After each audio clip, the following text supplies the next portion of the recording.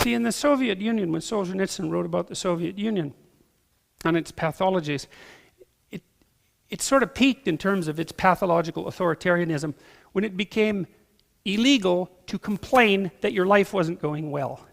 And you just think about how horrible that is, eh? Because you know, lots of times your life isn't going well. I mean, and I don't mean this in some casual way. I mean, maybe, I don't know, maybe you have diabetes and you're you know, maybe you're going to lose your feet or something. Like, it's really not, it's nothing trivial that's going on here. Something is not good.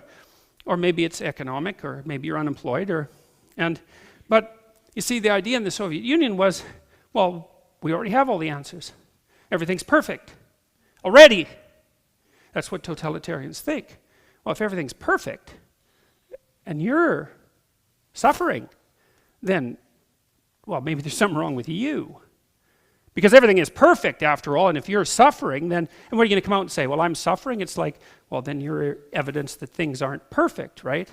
You're like a widow or an orphan in an Old Testament story, you know, when the kings got too high and mighty, then they wouldn't pay enough attention to the widows and the orphans, and then the prophet would come along and say, you know, those widows and orphans, they're a lot more important than you think they are, and if you don't pay attention to them properly, then things are going to fall apart around you in a way that you just can't even imagine. And so, well, then you're sort of like your own widow and your own orphan, but you don't get to say, hey, look, you know, things aren't perfect yet because I'm actually having still quite a rough time here. You don't get to admit to your own suffering.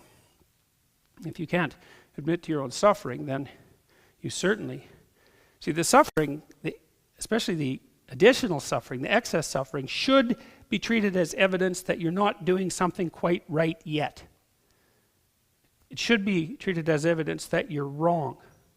There's something important that you're doing that's wrong. I understand how harsh that is. And I'm not saying that everyone who's suffering is suffering because they're doing something in some simple way that's wrong. I was in an elevator once in a hospital. It was a very terrifying thing. And this person got on who was just in an absolute state of shock. You know, I mean, it was really not good.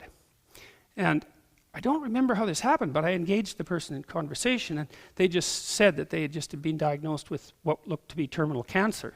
And what was horrifying about it was that what they were doing was going over their life in the elevator, trying to figure out what they had done in order to deserve such a fate. You know, they had immediately taken it on themselves as a moral failing. And that's not what I'm saying. You can't come up to someone who has cancer and say, well, if you weren't such a bloody idiot throughout your whole life, you wouldn't have cancer. And believe me, that happens a lot more than you think. And people who have diseases like that get blamed for it. That's not what I'm saying. It's not like that. It's a more generalized attitude that is that if life isn't yet what it should be, then you have a primary responsibility to do something about it. And the place to start looking is to your own errors and to fix them.